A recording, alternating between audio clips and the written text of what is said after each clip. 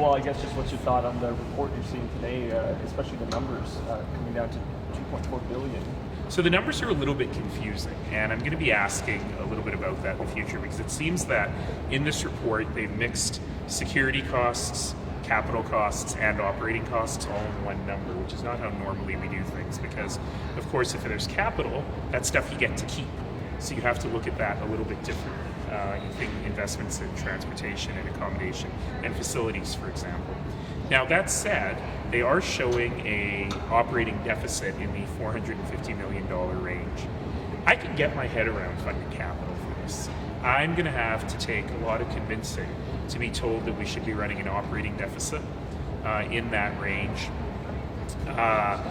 while other parties like the IOC and the COC actually make a lot of money off of sponsorship and TV rents. So really, the risk cannot entirely be held by the host city, in my opinion. So there remains a lot of questions I want to ask.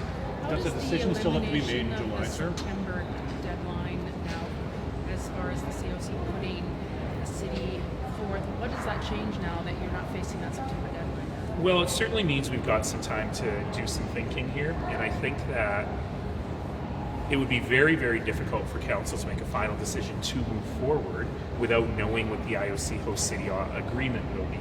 And we were hoping to have that in place when we set up the original timeline. That said, it's certainly the case that CBEC can continue its work, can conclude its work in terms of all the analysis that is needed. Council may well decide that until the IOC final hosting agreement is available, and unless you know exactly what the number the IOC is willing to put in, they may wish to defer a final decision. But the good news is we'll have all the analysis done with the exception of one number in order to do that. So would that mean we might not have a yes or no decision until after the election? I mean, there are many, many things that could happen in July. You could have an absolute yes, please proceed. You could have a no, we're not interested. You might have a maybe if the IOC master hosting agreement changes. You might have yes if the IOC master hosting agreement changes, or no unless the IOC master hosting agreement changes. Those last three are really all the same thing.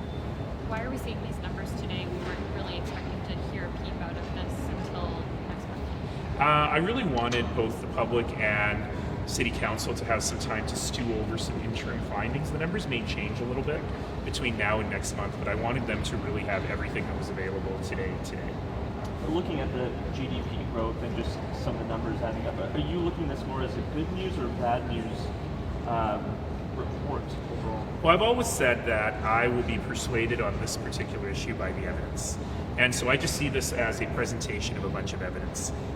Both me and council and the public, I guess all three of me, council, and the public, will have to really cogitate over this and chew on some of these numbers and see if this is something we want to do. Do you have any reference in terms of the amount of money that's needed from other orders of government out of line, or how possible is this? They're not out of line, particularly from the federal government, considering their historical investments, for example, in Vancouver.